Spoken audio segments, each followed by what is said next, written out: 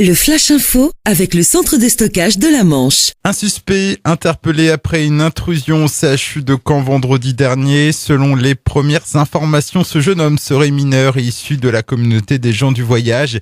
Il avait littéralement semé la panique en terrorisant des témoins tout en proférant des menaces. Il avait notamment prétendu être islamiste et posséder une arme. Il avait ensuite disparu sans être interpellé malgré un énorme dispositif de sécurité.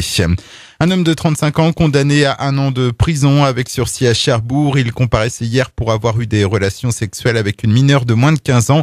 Des faits qui s'étaient déroulés entre mars et novembre 2015 sur le canton de Bricquebec. En plus de sa peine de prison, le prévenu devra verser 1 100 € de préjudice. Il est aussi inscrit au fichier des délinquants sexuels.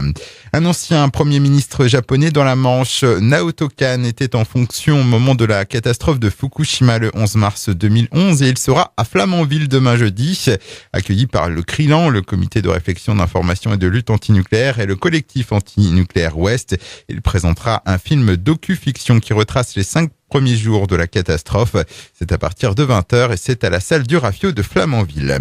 Une bonne nouvelle pour les usagers de la SNCF à Cherbourg. Le parking situé entre la gare et l'ancienne école des Beaux-Arts sera rénové prochainement. Il faut dire que les trous actuels ressemblent plus à des cratères qu'à des nids de poules et il est délicat de s'y garer sans abîmer sa voiture, mais aussi de descendre ou monter dans son véhicule. Encore plus la nuit alors que ce parking n'est pas éclairé.